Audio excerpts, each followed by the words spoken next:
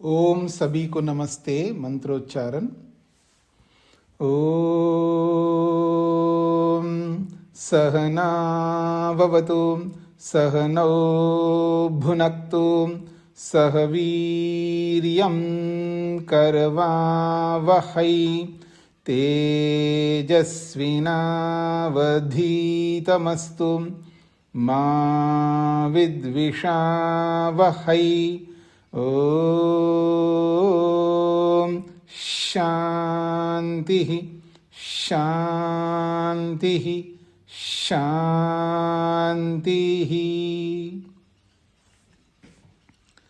वेदांत दर्शन की कक्षा संख्या 81 है। दूसरे अध्याय के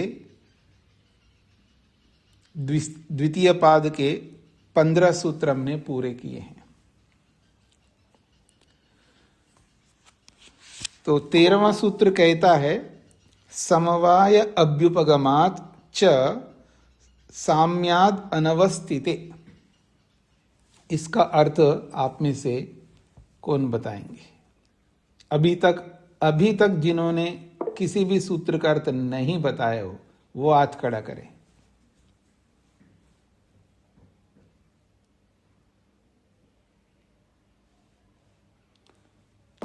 तो क्या मंजुला जी बता सकती हैं?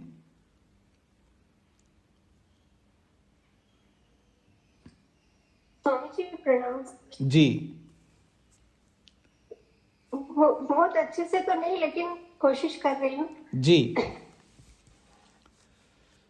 जो परमाणु होते हैं, एक परमाणु से दूसरे परमाणु जुड़ते हैं, वो जौनक बनते हैं और उन्हीं से बड़े बड़े पदार्थ बनते हैं और फिर उनमें कर्म होता है। तो वो अदृष्ट कर्म होते हैं और जो आत्मा के साथ समवाय संबंध होता है कर्मों का जो समवाय संबंध होता है। और समवाय संबंध यदि हम स्वीकार करते हैं तो सृष्टि अनित्य हो जाती है, क्योंकि उसे प्रलय और सृष्टि को अपन स्वीकार नहीं कर सकते। जी। एक उपाय मैं आप सबको बताना चाहूंगा। जो सूत्र हो जाते हैं ना, जैसे 2 सूत्र हुए, किसी दिन 3 हो गए, किसी दिन 4 हो गए, आप सबको क्या करना होगा, सूत्रार्थ जो लिखा है आपने उसको याद कर लीजिएगा। सूत्रार्थ और उसको याद करके उसको हृदयंगम कर लीजिएगा। जब मैं पूछूं किसी से भी, केवल सूत्रार्थ भी बिना देखे अगर आप बताएंगे तो मेरे को समझ में आ जाएगा कि हाँ आपने तैयारी की है। इसका ये तात्पर्य नहीं है कि आप भाष्य को ना पढ़े, भाष्य को भी पढ़िएगा, लेकिन क्योंकि पूरे भाष्य का तात्पर्य तो मैं पूछूंगा नहीं, इतना समय नहीं है। इसलिए आपको ये उपाय सरल है कि सूत्रार्थों को याद रखिएगा हिंदी में। कोई संस्कृत में तो आपको याद रखना नहीं है, हिंदी में याद रखना है और वैसे सूत्रार्थ बताइए।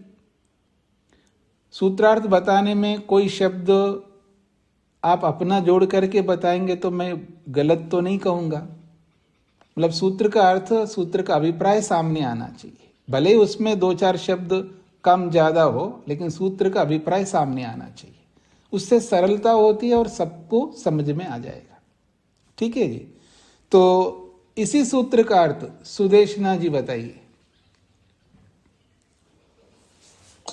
स्वामी जी नमस्ते जी।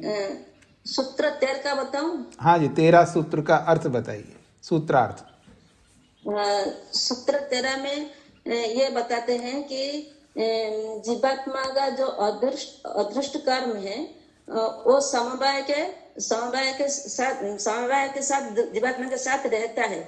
तो उसी से परमाणुओं में गति होकर सृष्टि बन जाए। तो सिद्धांत कहता है कि ऐसा होने से अनवस्था दोष आ जाएगा, क्योंकि अदृष्ट सदा जीवात्माओं के साथ रहेगा। इसीलिए सृष्टि भी सदा नित्य ही रहेगी और सृष्टि प्रलय वो नहीं हो पाएगी। तो अनवस्था दोष आएगा। ठीक बात है। तो आपने सूत्रार्थ सबको समझ में आ गया ऐसा बताया, बहुत अच्छी बात है। मैं आगे बढ़ता हूं जी। 14वां सूत्र, नित्यमेव च भावात्। कौन बताएंगे जी? जिन्होंने अभी तक नहीं बताया है वो बताएं। अच्छा, उमा जी बताइए। स्वामी जी नमस्ते, मेरी आवाज साफ आ रही है? हाँ जी बताइए। जीवात्माओं के कर्म फल के साथ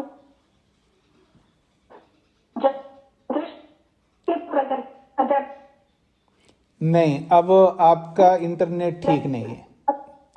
इंटरनेट ठीक नहीं है, आपको सबसे पहले इंटरनेट को ठीक करवाना होगा। हाँ जी, तेज नारायण जी बताइए। जी स्वामी जी। जीवात्मा और अदृष्ट का समवाय संबंध का जो कारण बताया गया था, अगर इस कारण को अगर नहीं तो अव्यवस्था दुर्दोष फिर भी बना रहेगा। जैसे पूर्व पक्षी ने कहा कि इसको नियम मान लो, इसे नियम क्यों नहीं मानते हो? इससे प्रलय भी होगी, सृष्टि भी होगी, इस नियम को अगर हम मान लें तो इसमें क्या है? तो सिद्धांति का कहना है अगर हम ये मान लेंगे दोनों, तो दोनों बराबर बने रहेंगे, इनमें नित्यता का दोष आएगा। अर्थात वो कारणवाद है या परमाणुवाद है वो सिद्ध नहीं होता। तो इससे सृष्टि की रचना उचित नहीं मानी जाएगी। अर्थात क्योंकि ये दोनों जड़ पर क्योंकि सृष्टि की रचना इसलिए नहीं मानी जाएगी क्योंकि यह परमाणु जड़ होने के कारण से अपने आप सक्रिय नहीं होते हैं, इसलिए हमें तीसरे का सहयोग मानना ही पड़ेगा। जी, तो सूत्र का अर्थ ये होगा, दोनों को नित्य मानने से, दोनों को का मतलब है जीवात्मा को भी और अदृष्ट को भी। अगर दोनों को नित्य मान लिया तो दोनों नित्य होने से तो स्वभाव से सृष्टि सदा बनी रहेगी, फिर ये दोष आएगा। तो रूपादि मत्वात् च विपर्ययो दर्शनात्। हाँ जी नीरजा जी।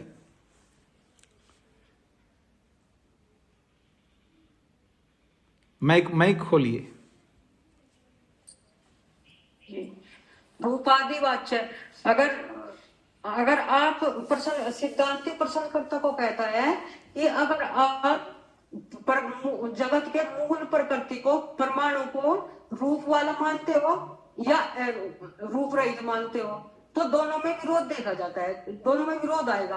क्योंकि अगर आप रूप वाला मानते हो तो नित्य नहीं है, वो नित्य मानेंगे उसको, और इस कथन, ये कथन आपका दोषपूर्ण है। अगर आप रूप वाला नहीं मानते तो, अगर आप रूप वाला नहीं मानते उसे, तो फिर वो सत से अभाव से भाव उत्पन्न नहीं होता, तो फिर ये जगत की उत्पत्ति नहीं हो। तो इसलिए आपका कथन दोषपूर्ण है। इसलिए परमात्मा ही प्रकृति को लेकर के जगत का निर्माण करता है। जी, वो जो आपने कपड़ा मुंह पर रखा है ना, उसको थोड़ा नीचे करना चाहिए ना आपको। जी, ज्यादा सर्दी लग रही लगता है। जी जी जी। तो आगे बढ़ता हूं जी। मैं प्रसंग आपके सामने आ चुका है। अब 16वें सूत्र की भूमिका को देखते हैं। माइक बंद करके रखना है। अस्तु तर्हि परमाणुषु उभय धर्मत्वम रूपादिमत्वम रूपादिरहितत्वम च। भूमिका क्या कहना चाह रही है? अस्तु तर्हि, अच्छा आप ये मान लीजिएगा, परमाणुषु परमाणुओं में, उभय धर्मत्वम दोनों ही धर्म विद्यमान है। परमाणुओं में दोनों ही धर्म विद्यमान है, ऐसा आप मान लो। कौन दोनों धर्म? रूपादिमत्वम, रूप आदि गुण भी विद्यमान है, और रूपादि रहितत्वम, रूपादि गुण रहित भी है, यानी रूप सहित है और रूप रहित है। ऐसा दोनों धर्मों को आप मान लो। कैसी विचित्र बात कह रहा है देखिएगा। पृथक पृथक अवस्थायाम तो रूपादि रहिता परमाणव। दोनों मानेंगे तो कैसे मानेंगे उसका स्पष्टीकरण कर रहा है, उसको विश्लेषण करके बता रहा है प्रश्नकर्ता। पृथक पृथक अवस्थायाम, जब परमाणु अलग अलग रहते हैं, पृथक पृथक अवस्था मतलब पृथक पृथक अवस्था में परमाणु जब अलग अलग रहते हैं तब तो रूपादि रहिता परमाणु, तब रूप आदि गुणों से रहित रहेंगे। जब परमाणु एक एक अलग अलग दूर दूर हैं तो रूप आदि गुणों से रहित रहेंगे। सम्मेलनेन परस्पर संगतौ रूपादिमंता, सम्मेलनेन अनेक परमाणुओं को सम्मेलन किया जाए, इकट्ठा किया जाए, एकत्रित किया जाए, उनको जोड़ दिया जाए। परस्पर संगतो, परस्पर एक दूसरे के साथ जुड़ जाएं तो रूपादिमंता, और रूप आदि गुणों वाले बन जाएंगे। परस्परम संगत्य रूपादिकम व्यंजयंती, कहते हैं परस्परम संगत्या, ये सारे के सारे परमाणु परस्पर एक दूसरे के साथ जुड़ करके रूपादि गुणों को व्यंजयंती प्रकट करते हैं। ऐसा मानना चाहिए आपको, ये प्रश्नकर्ता कह रहा है। अब उदाहरण दे के समझा रहे हैं। यथा ही, जैसा कि लोक में होता है। क्या? महति कृष्ण भूमिकागारे तोलक परिमाणाः प्रसारिताः कार्पाशांशवो रूपादि रहिता एव भवन्ति। यथा, जैसा कि, ही निश्चित रूप से, महति कृष्ण भूमिकागारे, महति का मतलब बहुत बड़े, काले भूमि से युक्त घर, ऐसा कमरा है। आगार कहते हैं घर को। और कैसा है वो घर, वो कैसा है कमरा? कृष्ण भूमि का आगार है, काले रंग वाली भूमि है उसमें। उस घर के नीचे जो है, जिसको आप पर्स कहते हो, वो कैसा है? एकदम गहरा काले रंग का है। और वो भी कैसा कमरा है? महती, बहुत बड़ा है। तो बहुत बड़े काले भूमि वाला जो कमरा है उसमें तोलक परिमाणाः प्रसारिता, तोलक परिमाण का मतलब रूही के अंश, संस्कृत में तुला कहते हैं उसको, तूलिका कहते हैं। तूलिका कहो, तोलक कहो, एक ही बात है। तो रूही के जो अंश, प्रसारिता, वो फैले हुए हैं, जिनको दूसरे भाषा में कहते हैं कार्पासांशवा, रूही के अंश। और जब वो, मान लीजिए आप एक ऐसे समझ लीजिएगा, बहुत बड़ा कमरा है, हॉल जैसा, और उसका जो पर्स है मिट्टी का है और एकदम काली है, और उसमें 1 तुला जितना रुई, 1 तुला समझते हैं ना? जहाँ आप क्यों नहीं समझते, 10 ग्राम का होता है आजकल, ठीक है जी। तो 1 तुला रुई लेकर के उस बहुत बड़े कमरे के अंदर जो काली भूमि से युक्त है, उसमें उसके जो अंश है, उसके जो एक एक धागा जैसा, मतलब सूक्ष्म है, बहुत सूक्ष्म होते हैं, वो सब फैला दो पूरे कमरे में। तो कैसा रहता है? रूपादि रहिता, रूप रहित दिखाई देंगे वो रूप दिखाई नहीं देगा। रूपादि रहिता एवं भवन्ति, रूप आदि गुणों से रहित ही होंगे वो। परंतु एक काम करो, यदा सम्मार्जन्या खलु एकत्रीक्रियन्ते, सम्मार्जनी, सम्मार्जनी कहते झाड़ू, जब झाड़ू से उन सबको एकत्रीक्रियन्ते, उन सब अवयवों को, अंशों के इकट्ठा किया जाता है, तदा ते परस्परम संगत्य रूपादिमंतो भवन्ति, वो परस्पर एक दूसरे के साथ जुड़े रहते हैं, पास पास आते हैं, तब रूपादि गुणों से युक्त दिखाई देते हैं। ऐसे परमाणुओं को समझो, ये प्रश्नकर्ता कहना चाहता है। यदि ही अंशवः श्वेता स्यु, यदि वो रुई के अंश सफेद है, तदा संगत्य श्वेतवत् श्वेतत्वे व्यज्यन्ते, सब अंश जो है रुई के इकट्ठे होकर के वो सफेद ही दिखाई देंगे। यदि पीतांशवः स्यु, यदि पीले रंग वाले वो अवयव है तदा पीतत्वे व्यज्यन्ते, तो पीले के रूप में प्रकट होते हैं। तद्वत, उसी के समान, उभय धर्मत्वम परमाणुषु भवतु, दोनों ही धर्म परमाणुओं में होने चाहिए, दोनों ही धर्म परमाणुओं में हो जाए। न विपर्य दोष प्रसज्यते, तब विपरीत दोष आएगा नहीं। यह प्रश्नकर्ता कहना चाहते हैं। अत्र उच्यते, इसका समाधान किया जा रहा है। प्रश्न तो स्पष्ट हो गया होगा आपको, समाधान समझ लीजिएगा। उभयथा च दोषात्, दोनों ही प्रकार से दोष आएगा। उभयथा च दोषात्, उभय धर्मत्वं च परमाणुषु दोषात् हेतु न सम्यक, दोनों ही धर्म परमाणुओं में हो ये दोषपूर्ण होने से ये हेतु ठीक नहीं है। तेषाम जड़त्वात् कुतः संगति स्यात्, थोड़ी देर के लिए मान लेते दोनों ही धर्म हैं उन अवयवों में, रूप रहितत्व और रूप सहितत्व दोनों हैं, मान लेते थोड़ी देर के लिए। इसको कहते हैं अभ्युपगम सिद्धांत। कभी किसी की बात को हम लोग थोड़ी देर के लिए मानते हैं तो उसको अभ्युपगम सिद्धांत कहते हैं, क्योंकि उसको थोड़ी देर के लिए माने बिना उसकी बात हम समझ नहीं पाएंगे। सामने वाले की बात को समझने के लिए उसकी बात को हमें स्वीकार करना होता है, समझने के लिए स्वीकार करना होता है। इसी को अभ्युपगम सिद्धांत कहते हैं।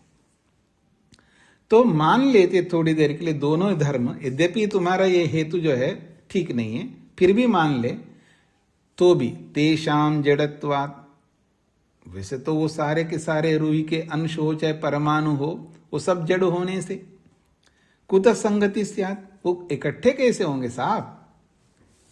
हाँ जी, वो इकट्ठे कैसे होंगे? उदाहरण में तो आपने कहा उनको एकत्रित किया जाता है तो रूप दिखाई देते हैं, एकत्रित करने वाला होता है वहां पर, अपने आप एकत्रित थोड़े होते हैं। लेकिन परमाणु कैसे एकत्रित हों? क्योंकि वहां परमाणुओं को एकत्रित करने वाला तो कोई है ही नहीं आपके पक्ष में। तो तेषाम जड़त्वात् कुतः संगति स्यात्, उन सब परमाणुओं के जड़ होने से कैसे उनमें संगति हो, वो कैसे एकत्रित हो? तो कहते हैं नहीं हो सकते। यतः ते रूपादि मंतो अपि व्यज्येरन, वो रूपादि मान होकर के भी प्रकट हो सके, ऐसा हो ही नहीं सकता। भले ही रूपादि वाले हों, रूपादि गुण वाले हों, तो भी वो प्रकट नहीं होंगे, उनमें संगति होगी नहीं। एवं इस प्रकार से इस आग्रह को छोड़ो, स्वतंत्र परमाणु कारणवादे अपि, स्वतंत्र परमाणु कारणवाद को आप स्वीकार करने पर जगत रचना अनुपत्ति, जगत की रचना तो नहीं हो सकती, और यह दोष हमेशा बना रहेगा। जगत रचना अनुपत्ति दोषः तिष्ठति एव, जगत रचना ना होने वाला दोष तो हमेशा बना रहेगा। इसलिए आपको आत्मा को मानना होगा, अर्थात परमात्मा को मानना होगा, कर्ता को मानना होगा। उत्पन्न करने वाले को माने बिना जगत की रचना नहीं हो सकती। हाँ जी, तस्मात् जगत रचनायै स्वतंत्र परमाणु कारणवादो अपि न युक्तः। तस्मात्, इसलिए हम कहना चाहते हैं जगत रचना के लिए स्वतंत्र परमाणु कारणवाद को जो आप बता रहे हो, प्रस्तुत कर रहे हो, न युक्ता, वो आपका ये वाद, ये मत युक्ति संगत नहीं है, इसलिए नहीं मानी जा सकती। सूत्रार्थ,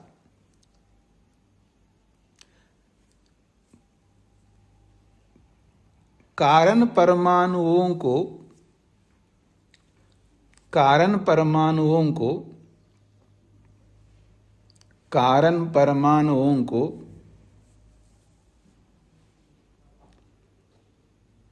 रूप वाले और बिना रूप वाले, कारण परमाणुओं को रूप वाले और बिना रूप वाले, कारण परमाणुओं को रूप वाले और बिना रूप वाले दोनों धर्मों को मानने पर भी, दोनों धर्मों को मानने पर भी,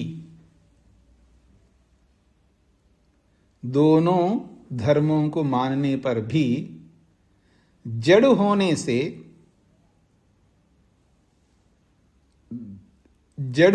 से जगत का स्वतंत्र कारण नहीं बन सकते।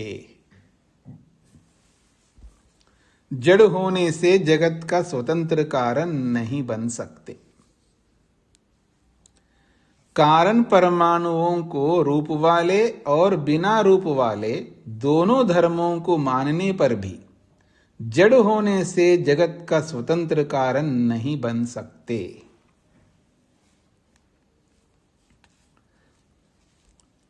हाँ जी, आगे बढ़ता हूं जी मैं। 17वां सूत्र। अपरिग्रहात् च अत्यंतम अनपेक्षा। अपरिग्रहात् च अत्यंतम अनपेक्षा। शिष्टै वेदविद्भिः अयं स्वतंत्र परमाणु कारणवादो न परिगृहीतः। अपरिग्रहात्, अपरिग्रह कहते ग्रहण ना किया गया होने से। अपरिग्रह का मतलब है परिग्रह ना करने के कारण से, अर्थात स्वीकार ना करने के कारण से। किनके द्वारा स्वीकार ना करने के कारण से? तो कहते हैं शिष्टई, जो शिष्ट लोग होते हैं। पीछे आपके सामने रखा था ना, पीछे आया था, शिष्ट व्यक्ति किसको कहते हैं? बहुत महत्वपूर्ण होता है। हमें शिष्ट बनने की चेष्टा करनी है, अशिष्ट नहीं रहना चाहिए। व्यवहार काल हो, लौकिक व्यवहार हो, चाहे पारमार्थिक व्यवहार हो, दोनों में शिष्ट बन करके हमें जीना चाहिए, अशिष्ट नहीं रहना चाहिए। आज हम बहुत अधिक अशिष्ट हो गए। हमें यह समझ में नहीं आता है कि मैं जैसी प्रवृत्ति मेरी है ये शिष्ट प्रवृत्ति नहीं है, ये उसको समझ में नहीं आता। शास्त्रकारों ने शिष्ट व्यक्ति के लिए, शिष्ट बनने के लिए बहुत सारे कारण बताए। कैसे खाना, कैसे रहना, कैसे बैठना, कैसे बोलना, किसके सामने कब बोलना, कब नहीं बोलना, बहुत सारे व्यवहार हैं। ये सब धर्मशास्त्रों को पढ़ने से ही समझ में आएगा, अर्थात शास्त्र पढ़ने से ही समझ में आएगा। शास्त्र नहीं पढ़ेंगे तो नहीं समझ में आएगा। तो कहते हैं शिष्ट लोगों के द्वारा वेदविद भी, जो वेदों को जानने वाले हैं, शिष्टई वेदविद भी, जो वेदों को जानने वाले हैं, अयम स्वतंत्र परमाणु कारणवादो न परिगृहीता। अयम, इस स्वतंत्र परमाणु कारणवाद को न परिगृहीता, उन्होंने स्वीकार किया ही नहीं। जब शिष्ट लोगों ने, वेदों का अध्ययन अध्यापन करने वाले लोगों ने इस स्वतंत्र परमाणु कारणवाद को स्वीकार ही नहीं किया, न स्वीकृता, कभी स्वीकार नहीं किया, न परिगृहीता को खोला है, न परिगृहीता अर्थात न स्वीकृता, उन्होंने स्वीकार नहीं किया। तस्मात्, इसीलिए हम कहना चाहते हैं अपरिग्रहात्, स्वीकार न किया गया होने से, सर्वथा एव अस्य अनपेक्षा कार्य, अस्य, इस परमाणु कारणवाद को, सर्वथा अनपेक्षा कार्य, हमेशा इसको नजरअंदाज करना चाहिए, अर्थात उनको बिल्कुल दिमाग से, मन से हटा देना चाहिए इस स्वतंत्र कारणवाद को। अर्थात बस नेचर अपने आप बन जाती है जी, इस वाद को दिमाग से हटाना होगा। जब तक नहीं हटाएंगे ना, तब तक हमारा उद्धार नहीं हो सकता। या मैं ये भी कह सकता हूं, इस वाद को जब मन में रखेंगे तो दुखों को दूर नहीं कर पाएंगे। इस बात को समझने का यत्न करिएगा। जितना पठित वर्ग है ना, अधिक पठित वर्ग है, वो इसी स्वतंत्र कारणवाद को मान करके चलते हैं। बस नेचर अपने आप बना देता है, नेचर है ये तो नैसर्गिक है जी, स्वाभाविक है, अपने आप बनते हैं सब। तो ये इस स्वतंत्र कारणवाद को यदि हम अपने दिमाग में, अपने मन में रखते हैं तो हम दुखों से छुटकारा नहीं पाएंगे। नहीं स ग्राह्य, इसलिए उसको ग्रहण कभी नहीं करना चाहिए। अनादरणीय इत्यर्थ, इसलिए उसका अनादर ही करना चाहिए इस वाद का। सूत्रार्थ।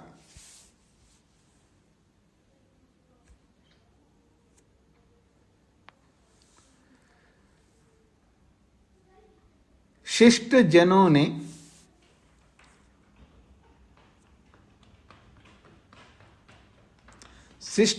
ने कारण प्रकृति को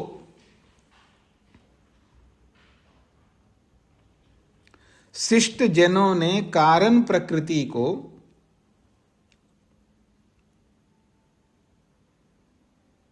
शिष्ट जनों ने कारण प्रकृति को स्वतंत्र रूप से जगत रचना करती है।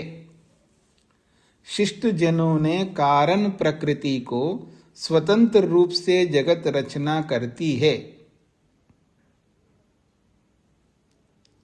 स्वतंत्र रूप से जगत रचना करती है, इस पक्ष को कभी स्वीकार नहीं किया।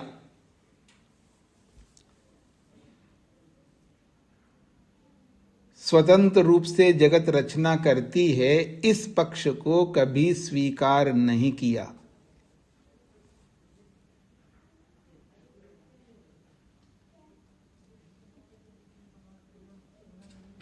इसलिए इस वाद की उपेक्षा करनी चाहिए। इसलिए इस वाद की अर्थात स्वतंत्र कारणवाद की उपेक्षा करनी चाहिए। इसलिए स्वतंत्र कारणवाद की उपेक्षा करनी चाहिए। इसलिए स्वतंत्र कारणवाद की उपेक्षा करनी चाहिए, अर्थात उसका आदर कभी नहीं करना चाहिए। अर्थात उसका आदर कभी नहीं करना चाहिए। शिष्ट जनों ने कारण प्रकृति को स्वतंत्र रूप से जगत रचना करती है, इस पक्ष को कभी स्वीकार नहीं किया। इसलिए इस कारणवाद की उपेक्षा करनी चाहिए, अर्थात उसका आदर कभी नहीं करना चाहिए।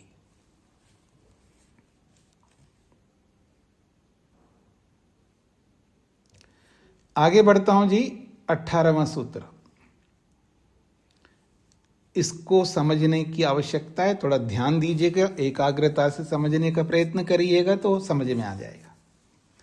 समुदाये, संधि कारण से एक ही मात्रा दिख नहीं रही है। समुदाये उभय हेतु के अपि तद अप्राप्ति ही। समुदाये उभय हेतु के अपि तद अप्राप्ति ही। समुदाये उभय हेतु के अपि क्षणिकवादीनां मते जगत इदम न परमाणूनां कार्यम। एक क्षणिकवाद होता है जी, सब कुछ क्षणिक मानते हैं वो लोग। क्षणिकवादीनां मते, क्षणिकवादियों के मत में जगत इदम, इदम जगत, ये जो जगत है, न परमाणु नाम कार्यम, ये परमाणुओं का कार्य नहीं है। किंतु बाह्यम आध्यात्मिकम च भूत भौतिकम चित्त चैत्तम च दृश्यम जगन्नाम्ना यद अन्यै उच्यते तत्कलु समुदाय मात्रम। कहते हैं किंतु बाह्यम आध्यात्मिकम च, दो प्रकार से हैं, एक बाह्य और एक आध्यात्मिक। बाह्यम क्या है और आध्यात्मिक क्या है उसको स्पष्ट किया है। भूत भौतिकम बाह्यम, ये भूत भौतिक जो है ये बाह्य, और चित्त चैतम जो है ये आध्यात्मिक है। ये उनकी अपनी मान्यता है। भूत भौतिकम बाह्यम का मतलब है जो भी दिखाई दे रहा है आपको संसार में, ये भूत है, और ये जो शरीर है ये भी भूत है, भौतिक है। जो भी भूत दिखाई दे रहे हैं और इन भूतों से जो भी बने हुए हैं भौतिक है, ये सब बाह्य स्वरूप है। और आध्यात्मिकम क्या है जी? चित्तम, चित्त चैतम, एक तो चित्त है और एक चेतना है। एक चित्त है और एक चेतना है, ये आध्यात्मिक है। तो भूत भौतिकम चित्त चैतम च दृश्यम, ये दो प्रकार के दृश्य हो गए जी, भूत भौतिक वाला दृश्य और चित्त चैतम वाला दृश्य। जगत नामना, और ये जगत के नाम से प्रसिद्ध है। जगत का मतलब आप ये मत समझना है कि ये जो बाहर दिखाई देने वाला यही जगत है, ये शरीर भी जगत है।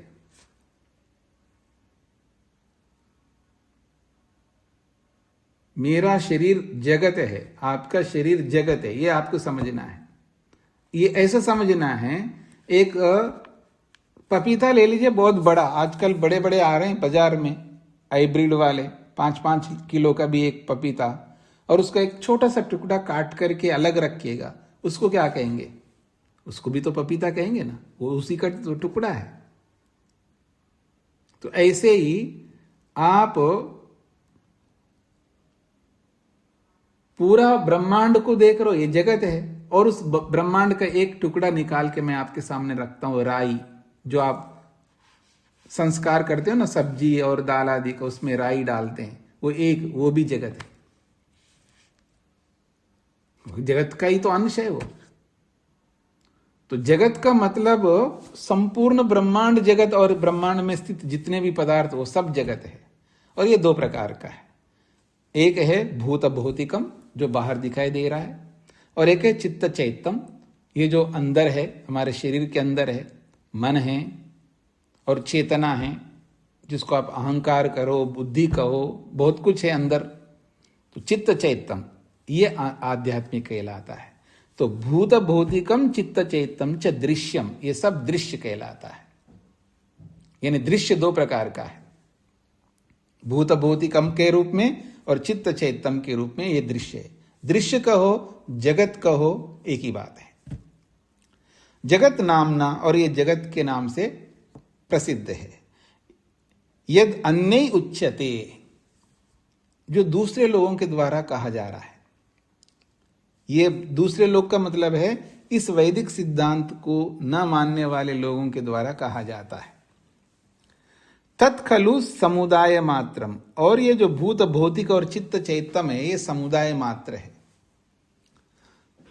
एक दुनिया में एक वाद चलता है, आपने पहले भी पढ़ा है, समुदायवाद। समुदायवाद का मतलब है कोई वस्तु इकाई नहीं है, याद रखना। उनका मत है कोई एक वस्तु नहीं है, ये सब परमाणुओं का झुंड है। इसको कहते समुदायवाद, सुना ही होगा आपने। एक इकाई, एक वस्तु, मान लो आप एक पेंसिल ले लो, ये एक है, नहीं, गलत बोलते हो, ये अनेक परमाणुओं का झुंड है, ऐसा वो बोलते हैं। इसको कहते हैं समुदायवाद। तत्कलु समुदाय मात्रम, ये तो समुदाय है, चाहे भूत भौतिक को देखो, चाहे चित्त चैतम को देखो, ये सब समुदाय है। कहते हैं भूत भौतिकम तु परमाणु नाम समुदाय, स्पष्ट कर दिया भाष्यकार ने। भूत भौतिकम तु, ये जो भूत और भौतिक है, ये तो परमाणुओं का समुदाय है। और चित्त चैतम क्या है? तो कहते चित्त चैतम च पंचस्कंधा नाम समुदाय, 5 स्कंधों का समुदाय है। और ये 5 स्कंध क्या है, ये आगे बताएंगे। और जिसको हम चित्त चैतम कहेंगे, वो पंचस्कंधा नाम समुदाय, 5 स्कंधों का समुदाय है, अर्थात 5 तत्वों का समुदाय है। परमाणु वस्तु, ये जो परमाणु है, खर स्नेह उष्ण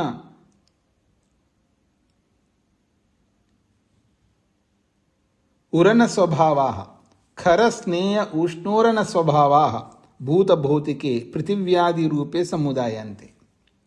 ये जो परमाणु है, जिनमें खर मतलब कठोर है, स्नेह का मतलब है जो स्निग्धता है, उष्ण है और शीतल है, ऐसे स्वभावों से भूत भौतिके, भूत और भौतिक ये 2 तत्व हैं, पृथ्वी आदि रूप है, ये पृथ्वी आदि के रूप में जितने भी दिखाई दे रहे हैं, ये समुदायन्ते, ये सब समुदाय के रूप में विराजमान है, जिनमें कठोरता है, स्नेहत्व है, उष्णत्व है, शीतलत्व है, ऐसे स्वभाव है इनमें,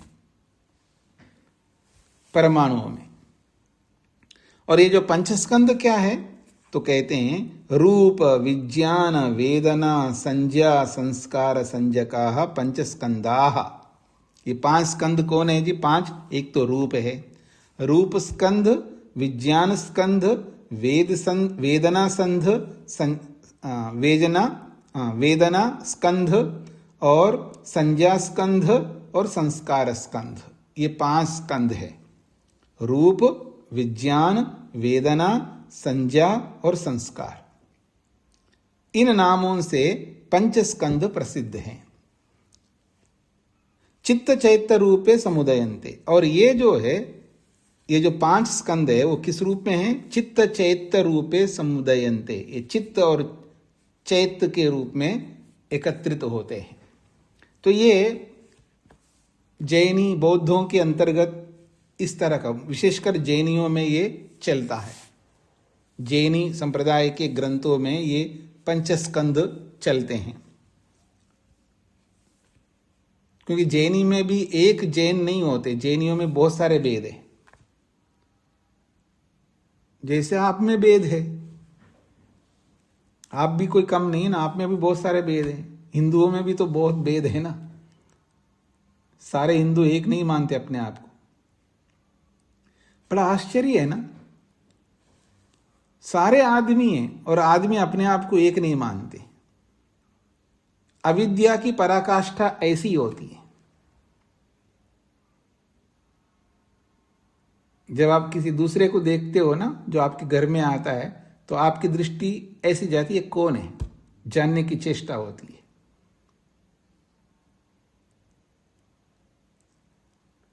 अब ये जानने की चेष्टा नहीं करते, ये मनुष्य है, इनके अंदर मानवीयता है, इनके अंदर मनुष्यत्व है, या इनके अंदर देवत्व है,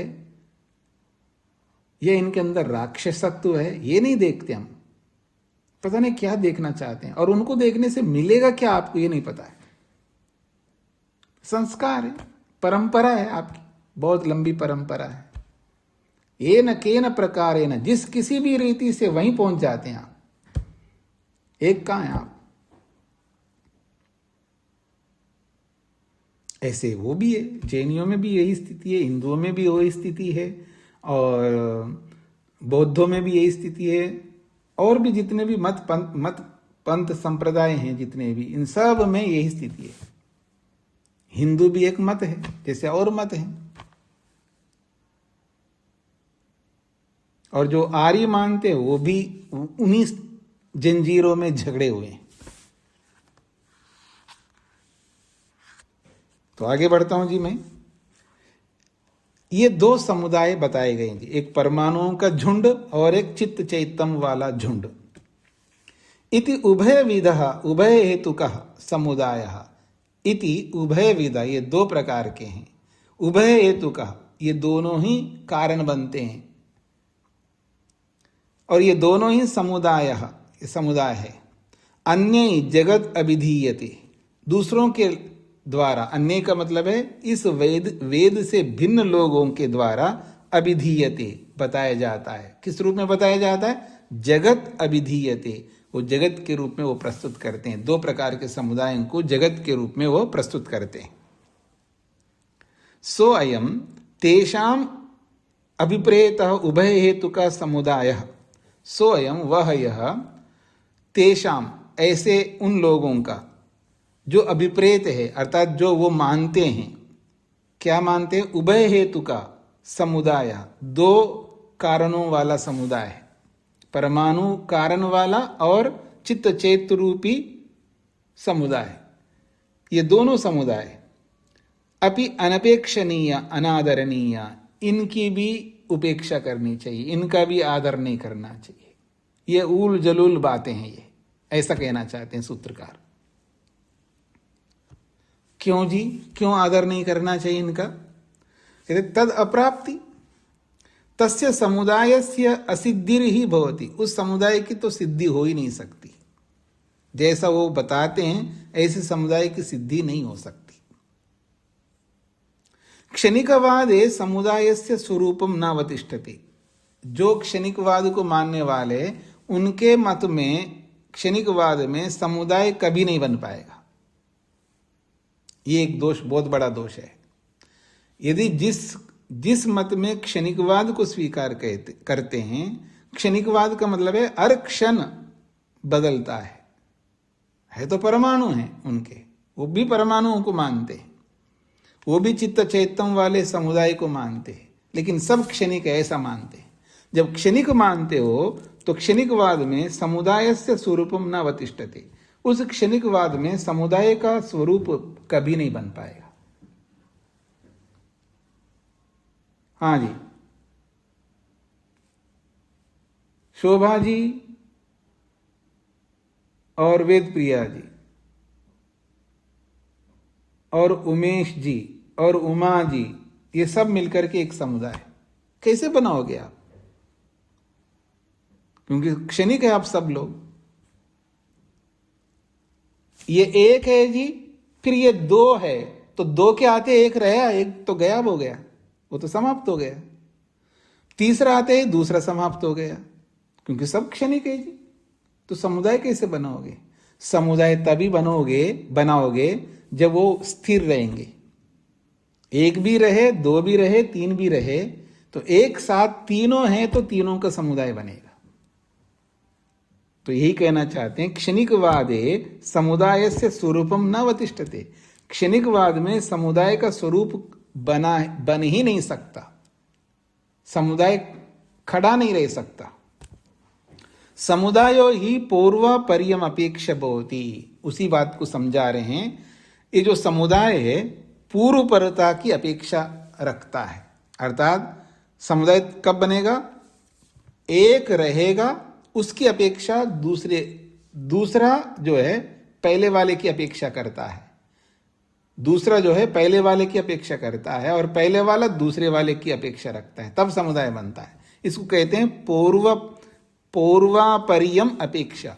पूर्व और पर, पहले वाला पूर्व कहते, पूर्व को पूर्व बना दिया, और अपरियम बाद वाले को।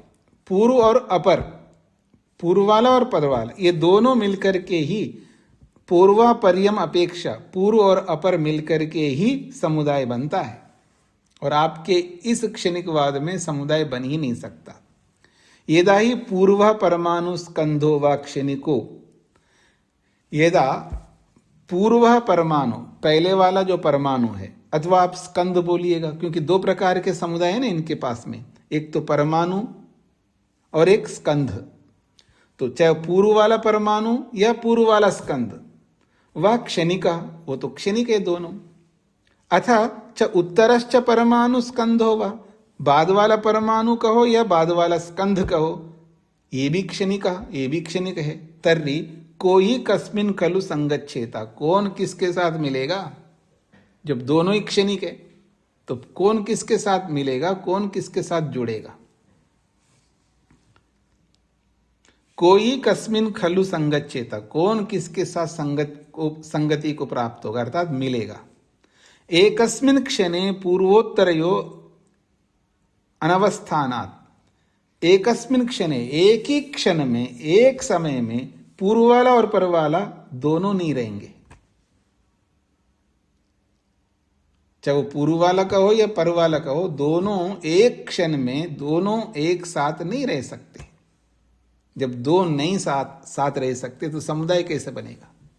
तत्र नास्ति संगति अवसरा, उन परमाणुओं में संगति का, इकट्ठा होने का, जुड़ने का अवसर ही नहीं आएगा। समुदायो न केवलस्य एकस्य भवति, और समुदाय एक को समुदाय नहीं कह सकते।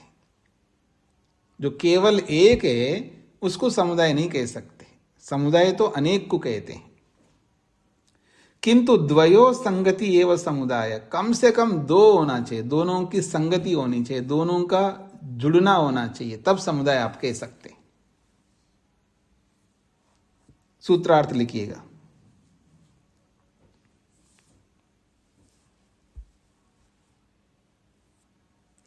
दो प्रकार के कारणों वाले समुदाय में भी, दो प्रकार के कारणों वाले समुदाय में भी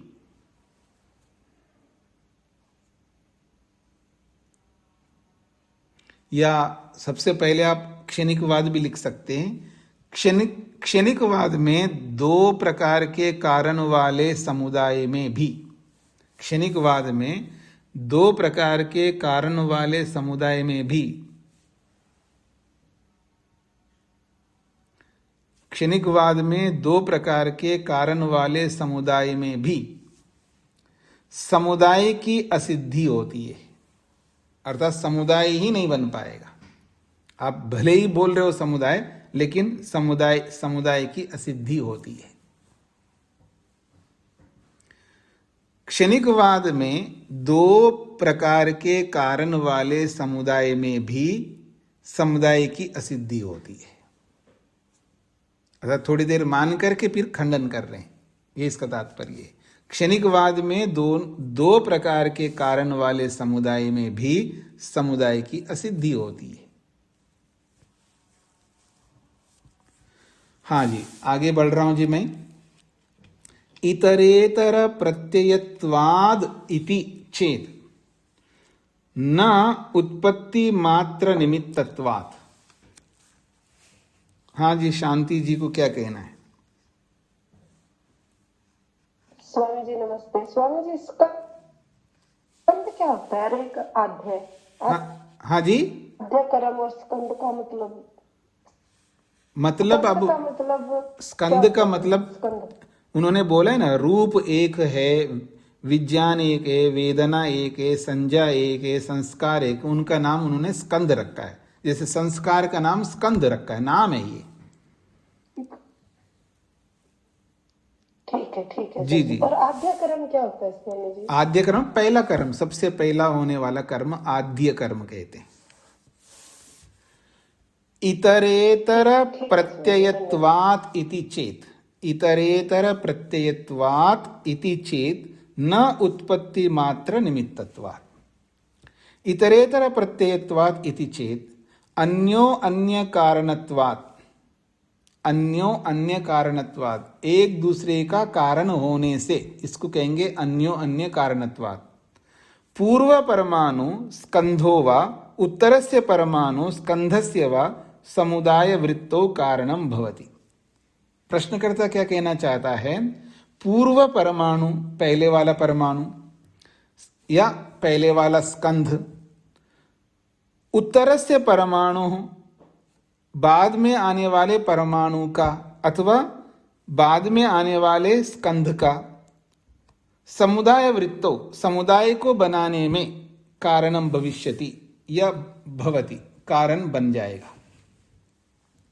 पूर्व वाला परमाणु या पूर्व वाला स्कंद बाद में आने वाले परमाणु का अथवा बाद में आने वाले स्कंद का समुदाय को बनाने में कारण बनता है। आगे बढ़ता हूं। सोपि स्व उत्तरस्य क्रमेण चेत उच्चेत। सो अपि, अब वो पहले वाला परमाणु बाद वाले परमाणु का कारण बनता है समुदाय बनने में, फिर वो दोनों मिलकर के तैयार हो गए। अब ये दोनों तीसरे परमाणु का कारण बनते हैं समुदाय का, फिर तीन मिल गए, फिर चौथे वाले का कारण बनते। ऐसे क्रम से आगे आगे बढ़ते जाओ तो बहुत बड़ा तत्व बन जाएगा, ये इसका तात्पर्य है। ऐसा चेद उच्चेता, ऐसा कोई प्रश्नकर्ता कहे तर्री न नहीं तत्सम्यक, ऐसा आप नहीं कह सकते। क्यों? उत्पत्ति मात्र निमित्तत्वात्। पूर्व परमाणु स्कंधो वा उत्तरस्य परमाणु स्कंदस्य वा उत्पत्ति मात्र निमित्तम भवतु। पहला वाला जो परमाणु है दूसरे को उत्पन्न करने का कारण तो बन जाएगा, क्योंकि उनका एक कहना है। क्षणिकवाद को समझ लीजिए पहले, कई बार समझा हुआ है, आप फिर भी समझ ले। क्षणिकवाद का मतलब है जैसे मैं हूं, क्षणिक हूं, अब मैं दूसरे को मेरे जैसे को उत्पन्न करके और मैं मर जाऊंगा, फिर वो अगले को उत्पन्न करता है, फिर वो मर जाएगा, फिर वो अगले को उत्पन्न करता है, वो मर जाएगा। ये भाषा आपको सरलता से समझ में आ जाएगी। तो एक परमाणु जो है दूसरे परमाणु को पैदा करेगा, वो समाप्त हो जाएगा, तो अंततोगत्वा एक ही रहेगा। तो अगले को उत्पन्न करने का तो कारण बनेगा, लेकिन समुदाय का कारण नहीं बन पाएगा, क्योंकि क्षण भर ही रहना है उसको। अब एक क्षण में या तो उत्पन्न करे, एक क्षण में या जुड़े, तो उत्पन्न नहीं कर पाएगा एक क्षण में। यही कहना चाह रहे, पूर्व परमाणु स्कंदो वा उत्तरस्य परमाणु स्कंदस्य वा उत्पत्ति मात्र निमित्तम भवतु। पहले वाला परमाणु कहो या पहले वाला स्कंद कहो, बाद में आने वाले परमाणु को या बाद में आने वाले स्कंद को उत्पन्न करने का कारण मात्र बनता है, न तो तस्य उत्पत्ति मात्र निमित्तत्वे परस्य उत्तरस्य उत्पादः तत्कालीनो अस्ति, न तो तस्य उत्पत्ति मात्र निमित्तत्वे। यद्यपि वो उत्पन्न करने का निमित्त मात्र होने पर भी, अर्थात अगले परमाणु को उत्पन्न करने का कारण होते हुए भी, अपरस्य अर्थात उत्तरस्य उत्पाद तत्कालीनो अस्ति, और अगला जो उत्पन्न होने वाला है वो तत्काल उत्पन्न नहीं होता, उसी समय उत्पन्न नहीं होता, वो तो पहले वाला जाएगा तब उत्पन्न होगा। समझ में आ गया जी सभी को? तस्मात्, इसलिए कहना चाहते हैं, केवलस्य न समुदाय वृत्तिता संपद्यते अतो अनपेक्षणीय एष सिद्धांतः। तस्मात्, इसलिए हम कहना चाहते हैं, केवलस्य न समुदाय वृत्तिता, केवल से मतलब अकेले परमाणु को अब समुदाय नाम से व्यवहार नहीं कर पाओगे, इसलिए समुदाय वृत्तिता न संपद्यते, समुदाय के नाम से वो सिद्ध नहीं हो पाएगा एक ही परमाणु। अतः इसलिए अनपेक्षणीय एष सिद्धांत, ये जो क्षणिकवाद वाला जो सिद्धांत है ये उपेक्षा करने योग्य है, आदर करने योग्य नहीं है, ये इसका तात्पर्य है। हाँ जी, सूत्रार्थ लिखिएगा। एक दूसरे का कारण होने से, एक दूसरे का मतलब एक परमाणु दूसरे परमाणु का कारण होने से, ऐसा लिख लीजिएगा, एक परमाणु दूसरे परमाणु का कारण होने से, एक परमाणु दूसरे परमाणु का कारण होने से समुदाय की सिद्धि हो जाएगी। एक परमाणु दूसरे परमाणु का कारण होने से समुदाय की सिद्धि हो जाएगी। एक परमाणु दूसरे परमाणु का कारण होने से समुदाय की सिद्धि हो जाएगी, यदि ऐसा कहे तो। यदि ऐसा कहे तो, नहीं कह सकते। यदि ऐसा कहे तो नहीं कह सकते। यदि ऐसा कहे तो नहीं कह सकते, क्योंकि वह पहला परमाणु केवल उत्पत्ति का ही कारण बनेगा। वह पहला परमाणु केवल उत्पत्ति का ही कारण बनेगा।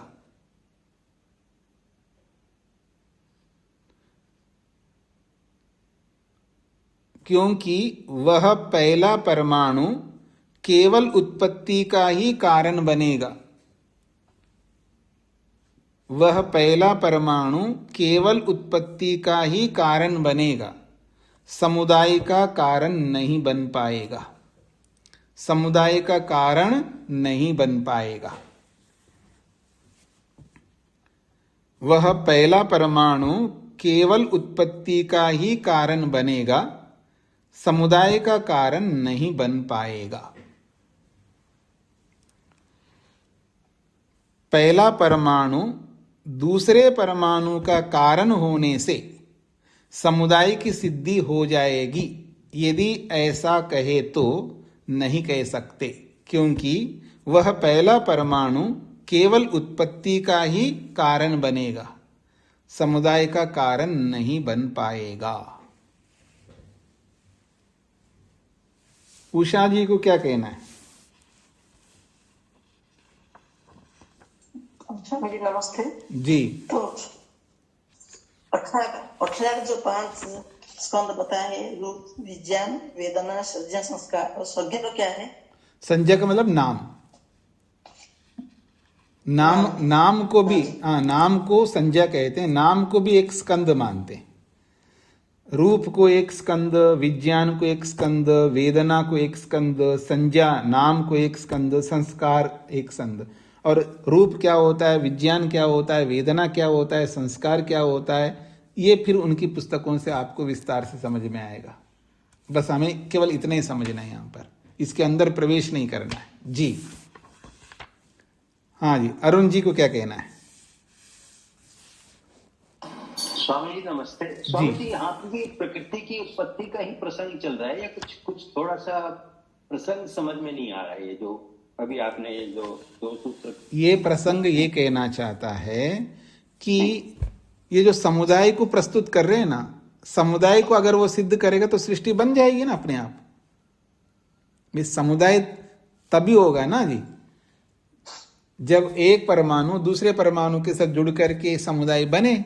तो सारे परमाणु जैसे एक दूसरे के साथ जुड़ गया, फिर ये दोनों मिलकर के तीसरे के साथ जुड़ गए, ऐसे सब जुड़ जुड़ करके इतना बड़ा पदार्थ हो जाता, पृथ्वी बन गई। ऐसे सूर्य चंद्र नक्षत्र ये बन जाएंगी, ये कहना चाहते हैं।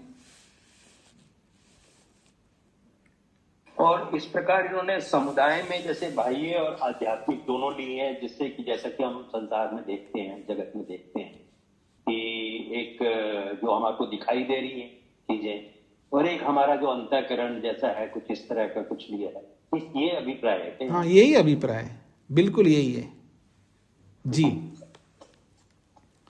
हाँ जी, और किसी को कोई पूछना है?